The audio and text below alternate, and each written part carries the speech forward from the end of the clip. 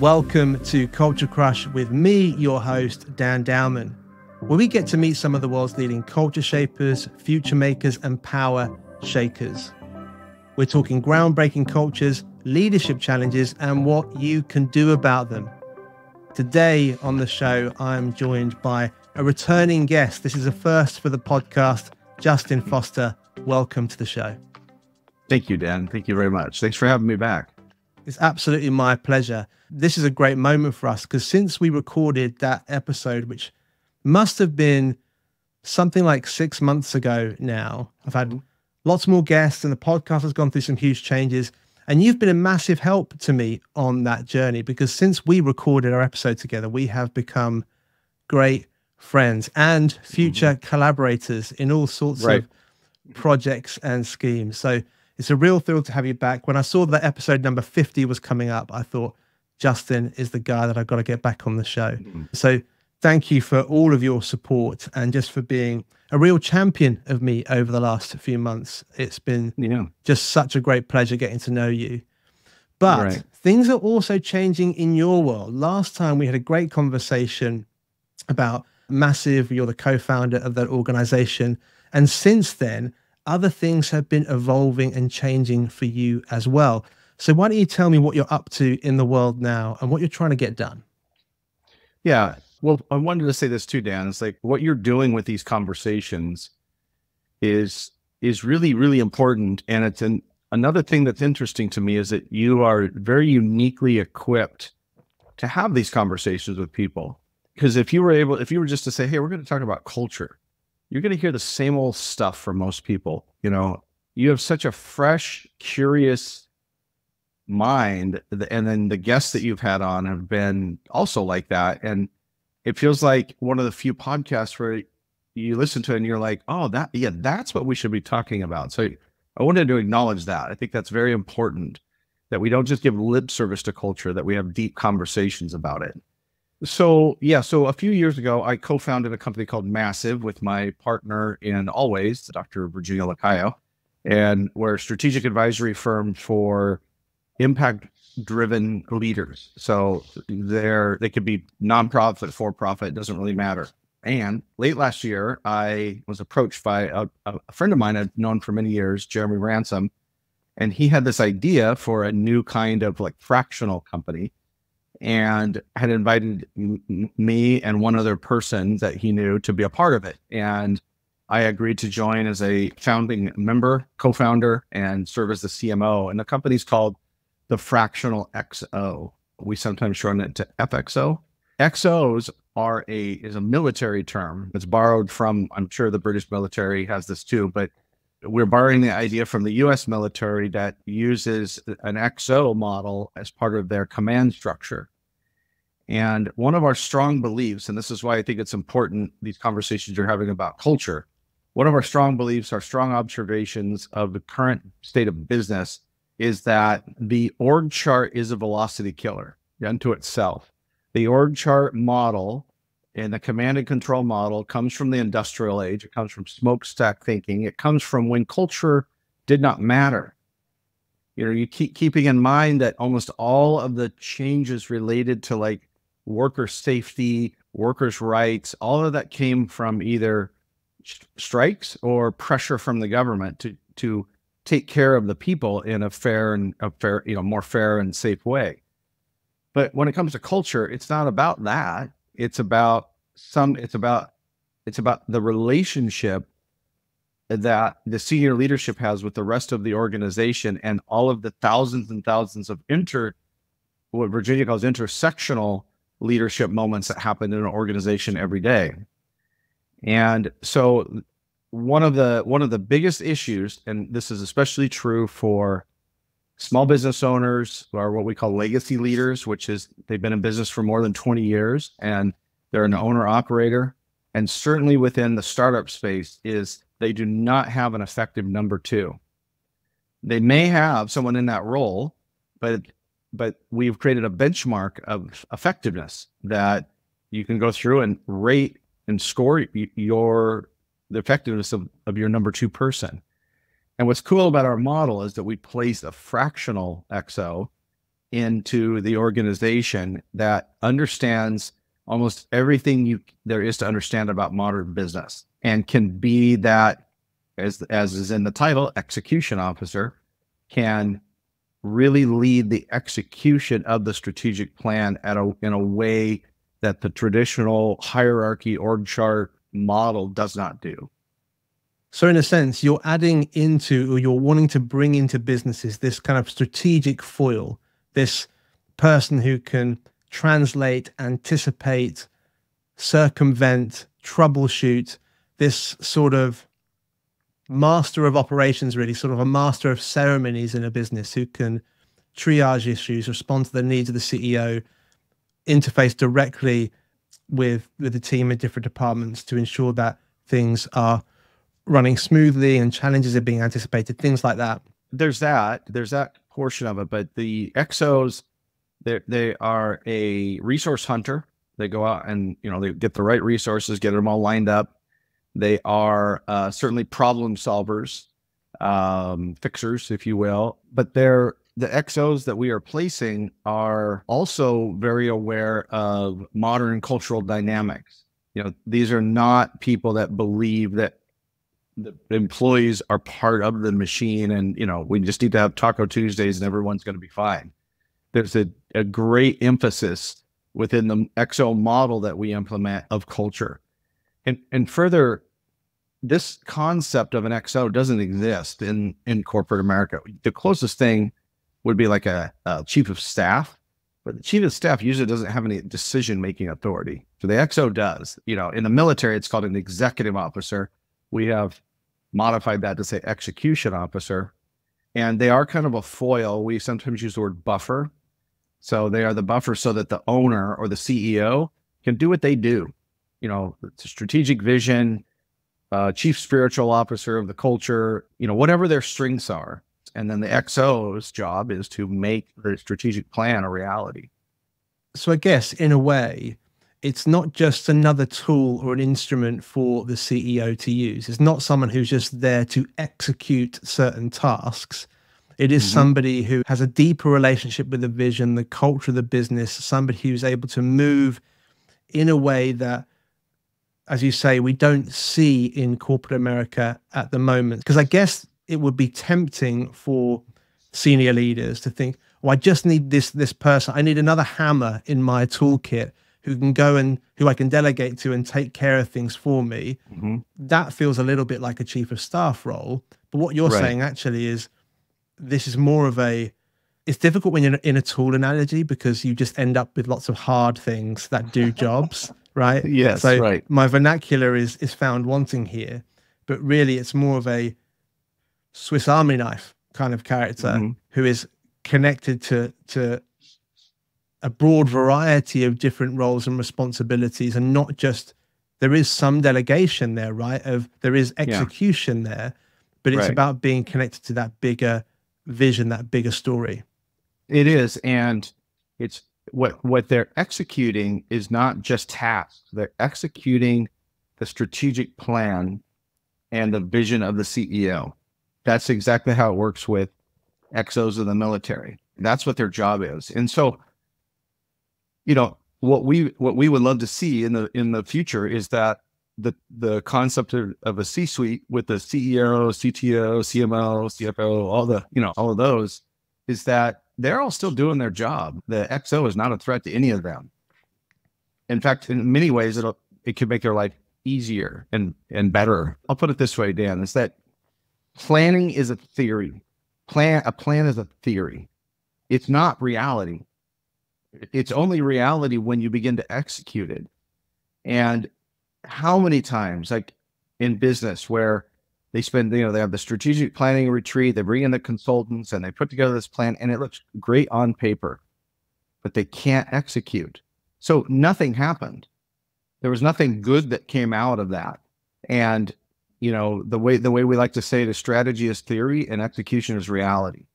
And it doesn't make strategy as theory as a bad thing. You need strategy. It's very important to have strategy. Execution without strategy is usually reactive and scattergunned. The second part of this, though, is the relationship between XO and the CEO is that true, when we talk about a number two, is that true trusted bat phone person that they can call and say, I've got this issue and I don't know what to do.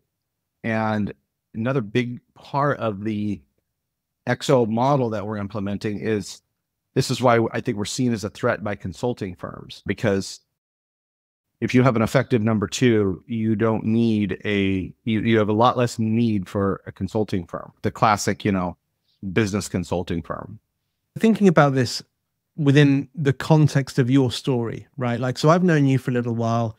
I know that cultural transformation is really important to you. I know that intersectional leadership, higher conscious or higher levels of consciousness around leadership are really, really important to you.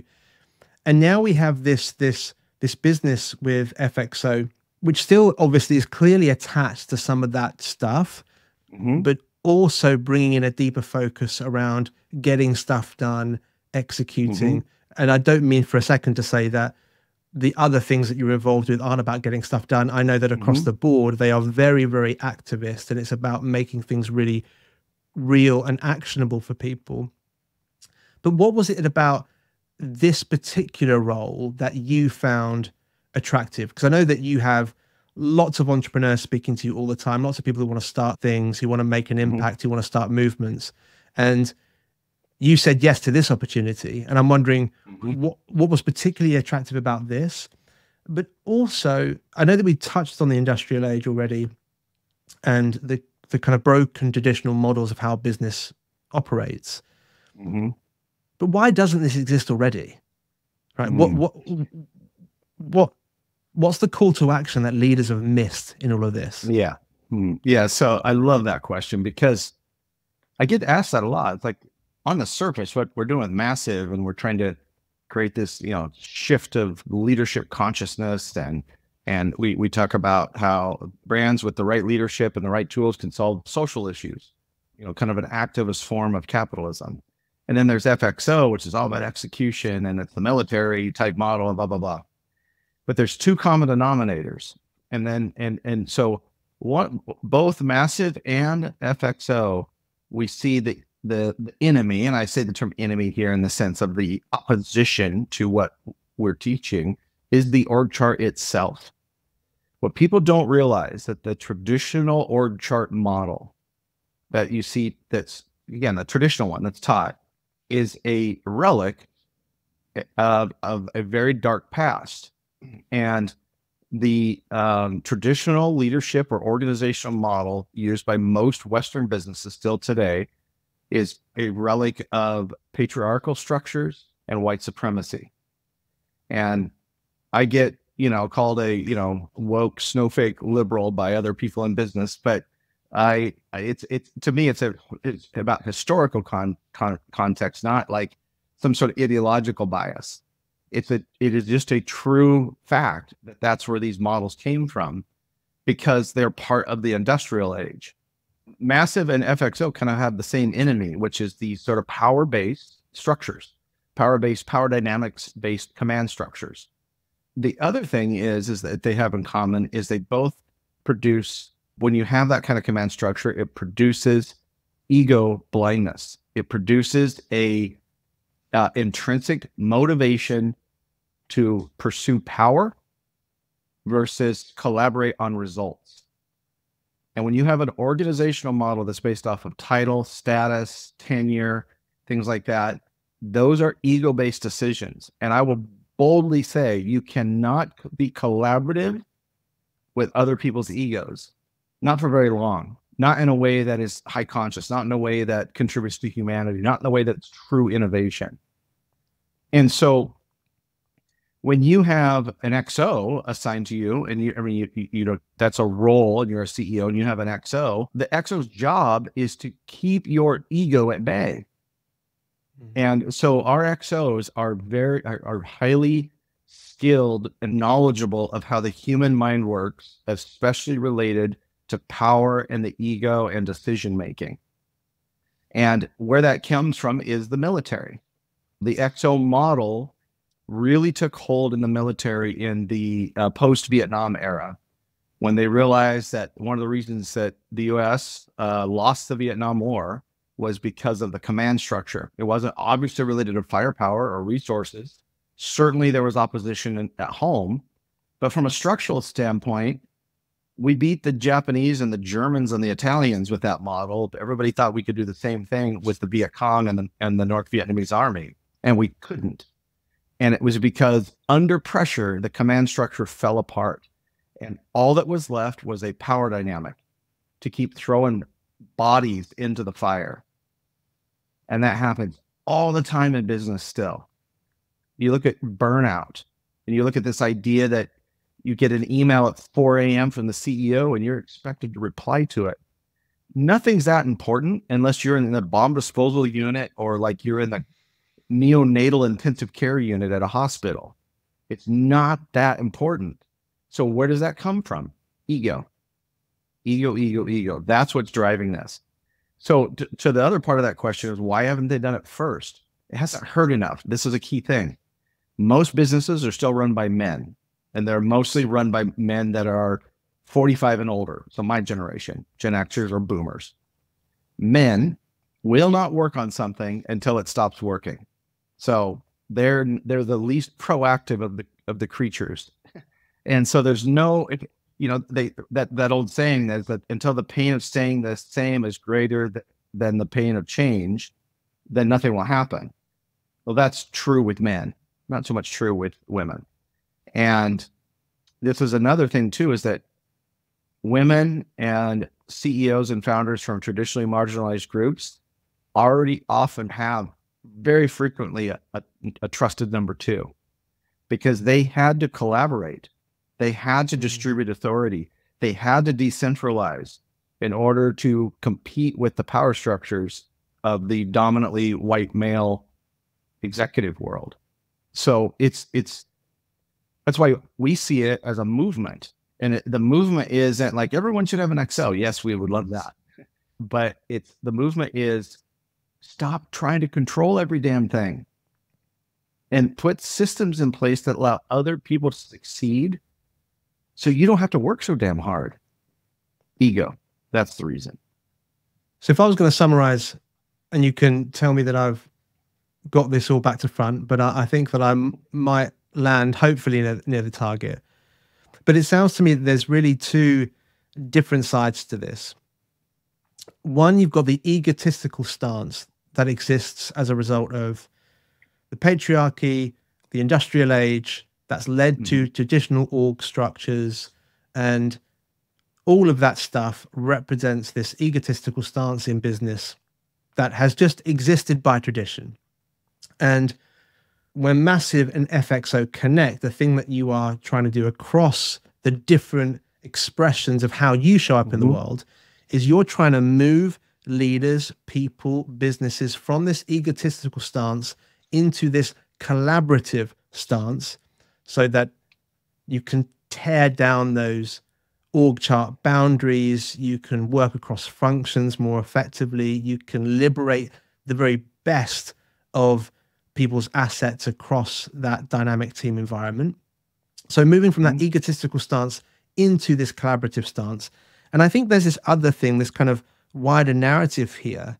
You mentioned it about when the American military were active in Vietnam, and it was a different context. That warfare brought with it had a very different context to the other theaters of war that the US Army had been involved with up until that point.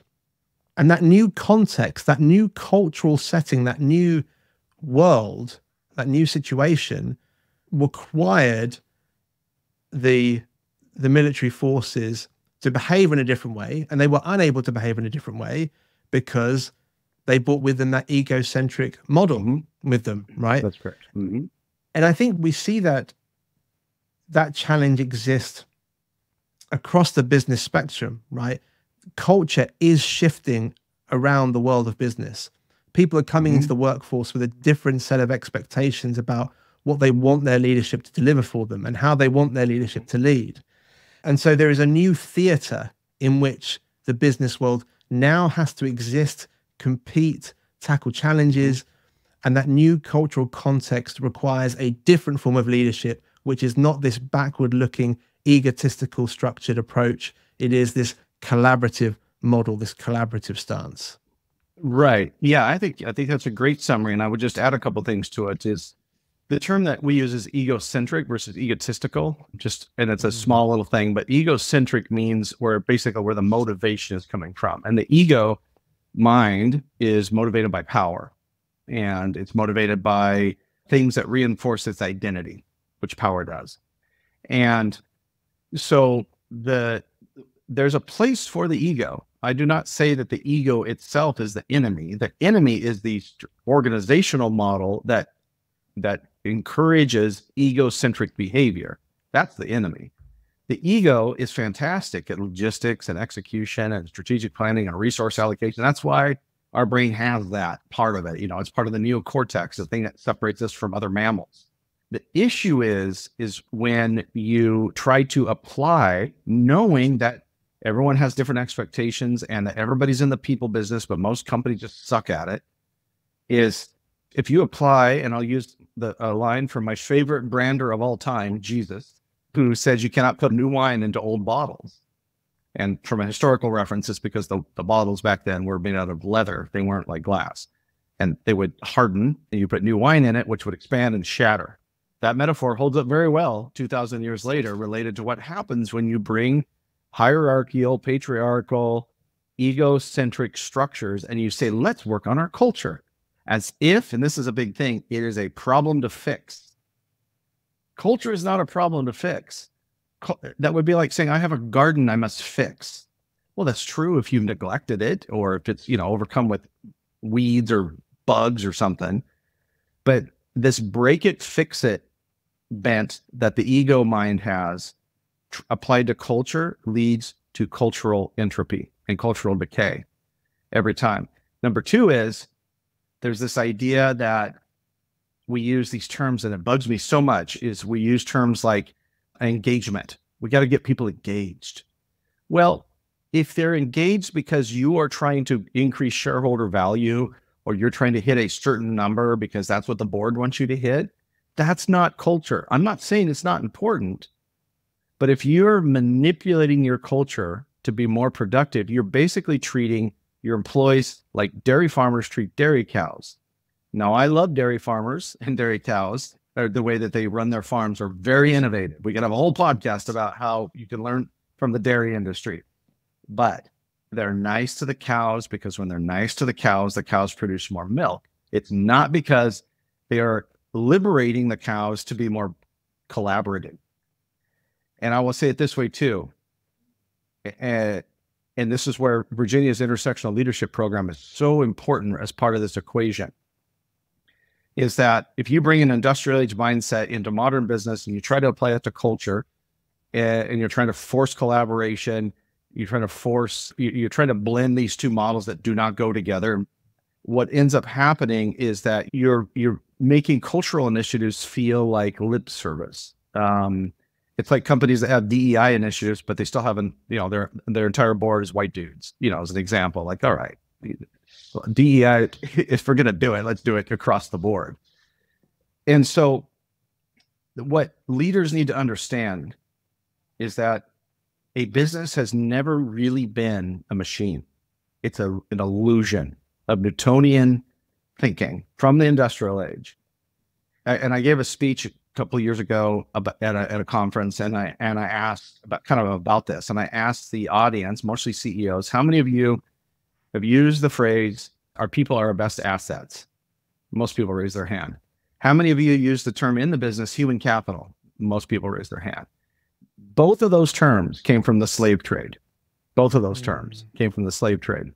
And I'm not condemning the use of the phrasing. I'm saying you've got to examine your biases and where those ideas come from, because the whole point of culture is to allow a business to be what it was all along, which is a complex adaptive system. Then the culture is interdependent. And this is where like Virginia's intersectional leadership stuff comes in. It's based off of three things. One is equity-based leadership, which means decentralized control, not decentralized accountability, decentralized control.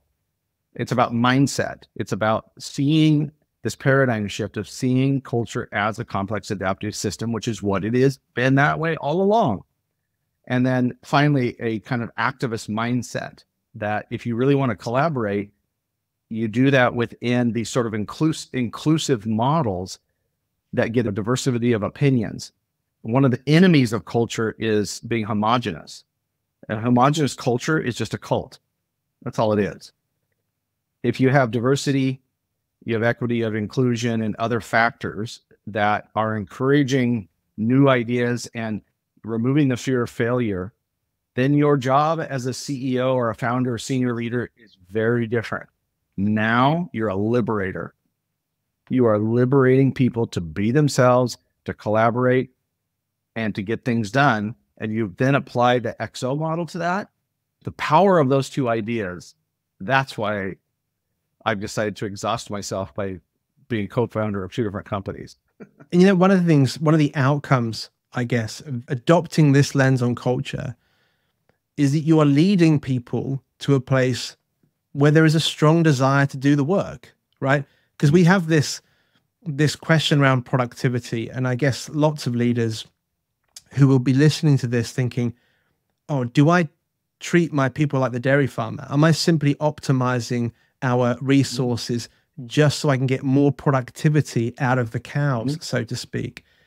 But of course, they will exist in a structure where there is pressure on them to optimize things in that way. So they're very much stuck between a rock and a hard place.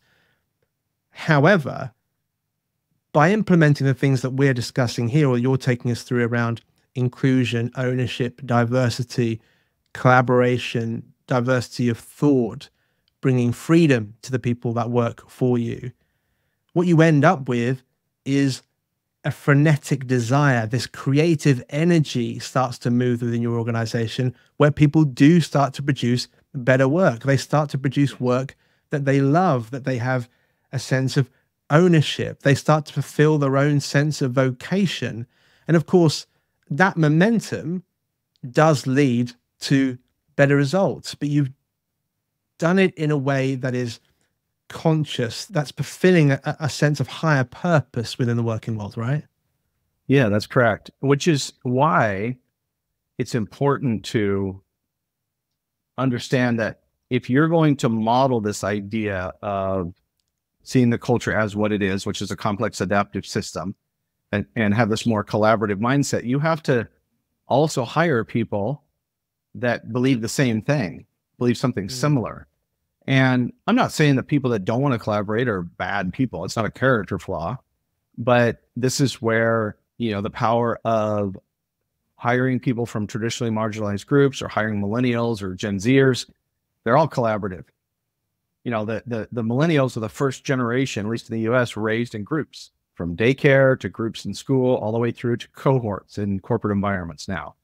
They're programmed, if you will, or I shouldn't say programmed. We are mammals. We're collaborative creatures that have had a part of us suppressed by command structures that treat us like machines. So all we're doing is we're going back to almost like the natural state of how things get done that drove humanity for the, you know, for 200,000 years before the industrial age. That's really what we're doing. We're just, and now we have modern tools of connectivity and big data, and, you know, we have access to all this information, but in many ways, we're just getting back to nature. And that's why you see things like companies that are resistant to hybrid or virtual working and things like that. Many studies since COVID and all that show that employees that are allowed to, or even encouraged to work from home, are more productive than ones that go to an office. So it goes back to this. Why would you not do it then? Why would someone like Jamie Dimon, the CEO of Citi, be so opposed to hybrid work? Ego. And he said this, if you read the subtext of his opposition to this idea, is if I can't see them, I can't control them. Now, those aren't his exact words, but that is definitely the subtext of what he was saying. And then the same thing goes with, and really, Dan, actually, I have to calm myself down, but it enrages me to see business leaders that are so openly hostile to the concept of DEI. There's only one reason: ego. Ego is about power. DEI is about distributing power and realizing that you don't have all the answers. That's why great leaders don't have all the answers anymore. They have all the right questions. The sheer nature of complexity science, which is what culture really works on, is complexity science. The answers are in the community. Leadership is about creating the environment for a culture to evolve on its own. That's really what it is at an advanced level. And it goes back to the XO model. Well, if your job, and we believe this strongly, that a CEO really should be the chief spiritual officer, but the chief cultural officer. And yes, strategy and, meet with the board and yada, yada, fundraising, sure. But at the end of the day, if you don't get your culture right, it doesn't matter how great your product is. It doesn't matter. So if you say, well, I'm too busy. I got this meeting. I got to do this, and then they're scattered and reactive, which is an ego thing as well, then you are dealing with what we call the hidden obvious. The hidden obvious is you need someone to go do execution so you can focus on the culture and relationships, really. Sometimes I say we should call the CEO the chief relationship officer for that reason, because they are responsible for the cultural relationships, the vendor relationships, the relationships with shareholders, relationships with investors. But have you ever done this? Have you ever tried to, like in your primary relationships, tried to have good relationships while completely exhausted, overstimulated, and your ego overstroked? That's almost impossible to do. That's where the XO part comes in, to free the CEO to work on those relationships. You mentioned before this idea of cultural entropy, which is something that all organizations are at risk of experiencing. But from our conversation, I kind of see the pressure and the presence and the risk of cultural entropy occurring from two sources, right? The world around businesses is changing. Like the cultural context, we talked about this before, has dramatically shifted. We know from the data that remote work, when it's done with permission and when it's encouraged, can produce better results, right? The context in which business operates has changed. Also, the incoming workforce, their expectations, as you said, they are natural collaborators, people who have returned to that natural state of pre-industrial age behavior as collaborators. So you've got this external context for business where there is a pressure, the world has changed, and you have this internal change happening for businesses. And really, the fastest way to see a breakdown in your organization's culture is to not start to adapt and respond to those external changes and not respond to the fact that your workforce and what they expect from you is also changing. There is this risk of cultural entropy that's occurring from both ends of the spectrum, from that workforce coming in and the external situation changing. Yeah, and you could almost say that there's a third, maybe overlapping component that we say massive, which is social pressure and market pressure are the same thing now. And so imagine that, where you're getting this pressure to market pressure to be more proactive about climate change or, whatever, but your system is entirely set up based off of driving shareholder value.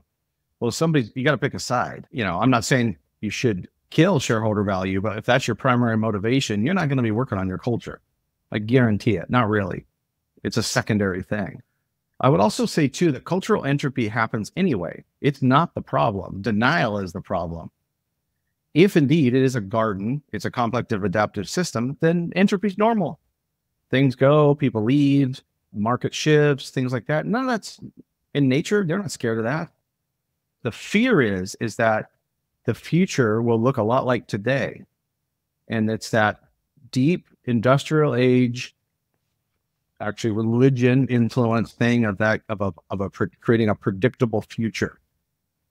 Well, that's a recipe for misery, because you're constantly battling within cultural entropy the way you wish things were or the way things used to be, as opposed to saying, oh, we are evolving. It's painful, and that's okay.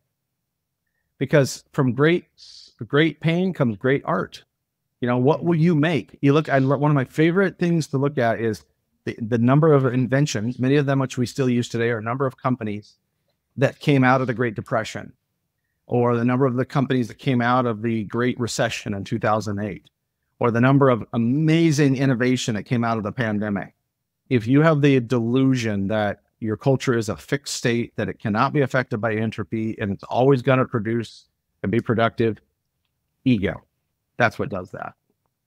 One of the things that I often talk through with people is that, culture happens to you or you shape it, right? You can't get away from it. It is going to happen. It is going to affect you.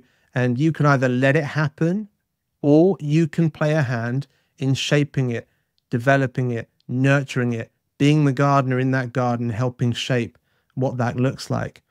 And the thing I often encourage people to do is not to think of culture as this whole big abstract thing, which is actually really hard to define. I encourage them to think about the different threads that they can focus on, be it your organization's values or your purpose. Things like, how do our values translate into people's behaviors? Or, how does our brand mission or objectives translate into our marketing stories?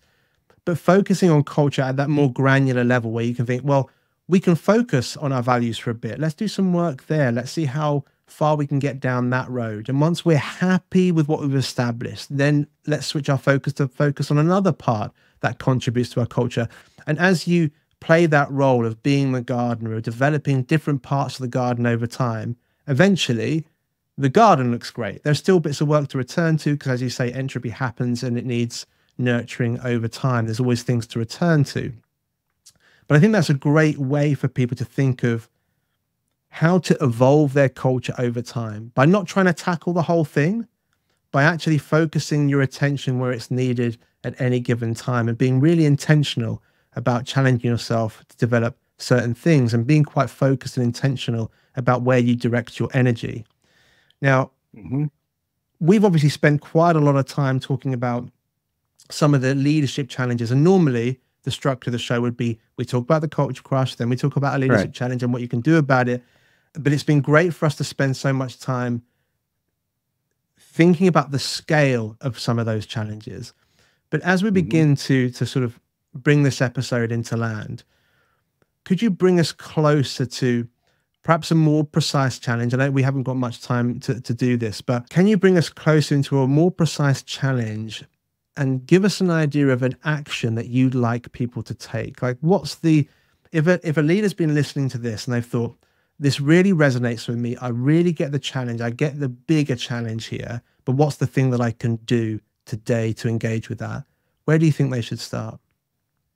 Well, I'm going off of the idea that in the axiological model, that your results come from your behaviors, which comes from your feelings, which comes from your thoughts, which comes from your intentions. So I'm going to answer it that way, because what I encourage every leader to do in every conversation I can have with them is to re-examine their intentions, to practice some critical thinking, to learn critical thinking skills, which is really not just about challenging the news that you get. Yeah, do that. Challenge the algo, please. But it's really about challenging your own thoughts and biases, looking for logic fallacies. Those are ego blind spots, and they are going to creep into your decision-making as a leader. And as Carl Jung, the great, psychiatrist said, until you make the unconscious conscious, it will govern you and you will call it fate. Is to go inward and examine your own motivations, your own social conditioning related to leadership, structures. Where did it come from? What do you actually believe? When you start to do that, then the real challenge is point it out. Point it out to the board or to the C-suite if you're not in the C-suite, or if you're in the C-suite in particular, point it out.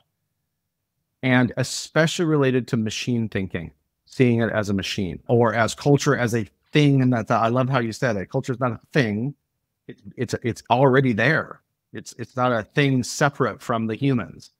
Or if you see a overemphasis on trying to fix a culture, if you're trying to fix the culture, then you're going out at the wrong end. It's like trying to fight obesity by banning large pants. You know, it's like you're working on the wrong end of the problem. And the problem almost always is the way that we think.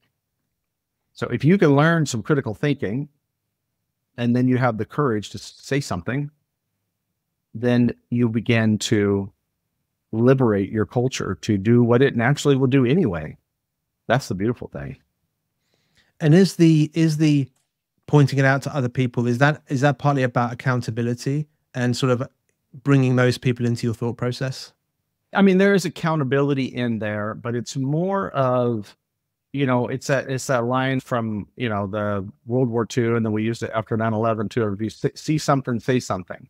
Most bad habits in cultures perpetuate because of power dynamics, which then suppress expression. And nobody says anything. It's, you know, the classic emperor with no clothes. Nobody says anything. This is stupid. Why are we doing this?